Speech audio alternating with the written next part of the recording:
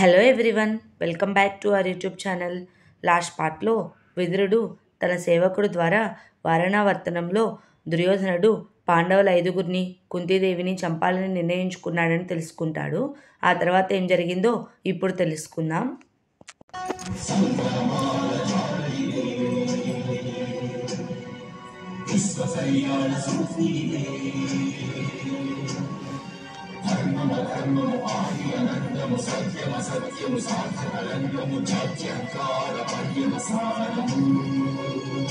శక్తిదే భక్తిదే జీవన్ముక్తికి మార్గమిదే పంచమ వేద సారం మహాభారతం కృష్ణుడు చూపిన లీల ఇది జీవన వేద మార్గమిది గీత జనించిన క్షేత్రమే మహాభారతం. ధృతరాష్ట్రుడు దుర్యోధనుడు తనకి హస్తినాపురం యువరాజు పదవి దక్కకపోతే ఏం చేస్తానన్నాడో తలుచుకొని బాధపడుతూ ఉంటాడు. వెంటనే ఒక సేవకుని పంపించి దుర్యోధనుడిని తన దగ్గరికి పిలవమని చెప్తాడు. అప్పుడే దుర్యోధనుడు అక్కడికి వచ్చి నన్ను ఎందుకు పిలిపించారు నాన్న అని అడుగుతాడు. అప్పుడు ధృతరాష్ట్రుడు, నువ్వు పురోచరుణ్ణి వారణావర్తనం ఏమైనా పంపించావా, అక్కడ మేమైనా భవనం నిర్మించమని అడిగావా అని అంటాడు. అప్పుడు దుర్యోధనుడు, మరి నా ప్రియ సోదరులు వెళ్తున్నప్పుడు నేను భవనం నిర్మించకుండా ఎలా ఉంటాను అని అంటాడు. అప్పుడు ధృతరాష్ట్రుడు, నాకు అర్థమైంది, నువ్వు వారణావర్తనంలో ఏదో వ్యూహం పన్నుతున్నావని. పుత్ర, దయచేసి నువ్వు ఏ అధర్మమైన కార్యాలు చేయవద్దు అని అంటాడు. అప్పుడు దుర్యోధనుడు, అధర్మమా? నాకు మొదటి నుంచి అధర్మం వల్ల అన్యాయాలు జరుగుతూనే ఉన్నాయి. మరి నేను చిన్నతనంలో భీముడికి విషమిచ్చినప్పుడు అప్పుడు మీకు అధర్మం అనిపించలేదా అని అంటాడు. అప్పుడు ధృతరాష్ట్రుడు, ఆ సమయంలో నాకు అధర్మం అనిపించలేదు, కానీ వయసు పెరిగే కొద్దీ అర్థమవుతుంది.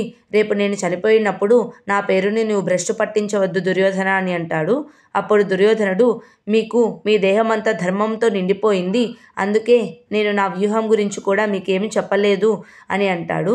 అప్పుడు ధృతరాష్ట్రుడు, దుర్యోధన, ఒకసారి ఆలోచించు, నీవు ఎటువంటి అధర్మమైన కార్యాలు చేయవద్దు. ఎందుకంటే రాజ్యాకాంక్ష కోసం యోధులు మరణించడం జరుగుతూనే ఉంటుంది, కానీ ఒక స్త్రీ హత్య మహాపాపం కనుక నీవు దాన్ని చేయవద్దు అని అంటాడు. అప్పుడు దుర్యోధనుడు, రేపు వారణావర్తనంలో చిన్నాన్న కుటుంబానికి సంబంధించిన అన్ని జ్ఞాపకాలు కాలి బూడిదైపోతాయి, ఇదే నా నిర్ణయం అని అంటాడు. అదే సమయంలో వారణావర్తనంలో భీముడు పడుకొని ఉండగా తనకి ఆకలి వేస్తుంది. అప్పుడు నకులుని నిద్రలేపి, వంటగది ఎక్కడ ఉందో వెతుకుదాం రా నకుల, నా ముక్కు కూడా వంటకు సంబంధించిన ఏ వాసన తగలడం లేదు అని వెతుకుతూ ఉంటారు. అప్పుడే ద్వారపాలకుని పిలిచి వంటగది గురించి అడుగుతాడు. అప్పుడు అతను ఈ భవనంలో వంటగది లేదు, బయట ఉంది అని చెప్తాడు. అప్పుడే పురోచరుడు వచ్చి, క్షమించండి రాకుమారా భీమా, మీకు అర్ధరాత్రి ఆకలి వేస్తుందన్న విషయం తెలియదు. రేపటి నుంచి ఈ దాసి మీకు సంబంధించిన ఆహార పదార్థాలన్నీ బయటే సిద్ధంగా ఉంచుతుందని చెప్తాడు.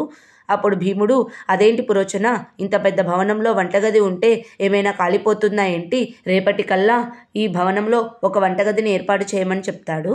నకులుడు కూడా ఇంత పెద్ద భవనంలో వంటగది లేకపోవడం గురించి ఆలోచిస్తూ ఉంటాడు. ఉదయాన్నే అందరూ పూజకు సిద్ధమవుతూ ఉంటారు. అప్పుడు భీముడు సరదాగా నకులుడిని, నకుల, నీవెందుకు అంత అందంగా సింగారించుకుంటున్నావు? ఈ వనంలో రాక్షసులు తప్ప రాజకుమార్తెలు ఎవరూ ఉండరు అని అంటాడు. అప్పుడు నకులుడు, అన్నయ్య, మీరు కూడా సింగారించుకోండి, ఎవరైనా రాక్షసి మిమ్మల్ని పెళ్లి చేసుకోవచ్చు కదా అని నవ్వుకుంటారు. అప్పుడు ధర్మరాజు, మన కోసం అమ్మ ఎదురు చూస్తూ ఉంటుంది, అందరం వెళ్దాము అని అంటాడు. అదే సమయంలో హస్తినాపురంలో విదురుడు భయపడుతూ భీష్ముడి దగ్గరకు వెళ్తాడు.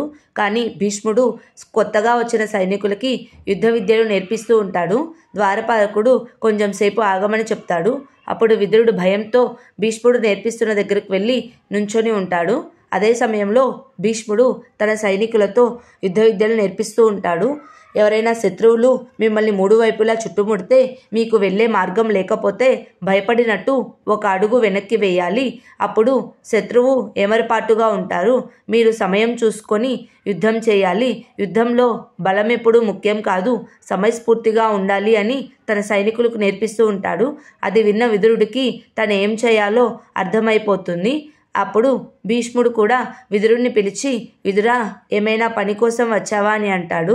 అప్పుడు విదురుడు, అవును పెదనాన్న, కానీ నేను ఏం చేయాలో నాకు అర్థమైపోయింది అని అక్కడి నుంచి వెళ్ళి ఒక ధాన్యం సంచిని తీసుకొని వచ్చి సేవకుడితో ఇది తీసుకెళ్ళి వారణావర్తనంలో యువరాజుకి ఇవ్వండి, ఒక సందేశాన్ని కూడా చెప్పండి, ఒక గింజతో 100 ధాన్యపు గింజల్ని సృష్టించవచ్చని అని అంటాడు.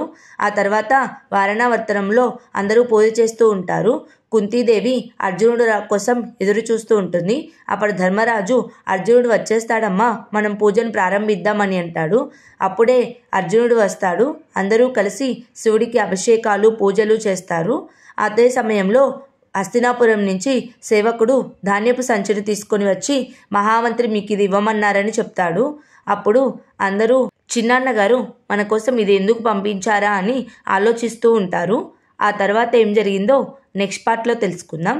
Please like, share and subscribe to our YouTube channel. Thank you.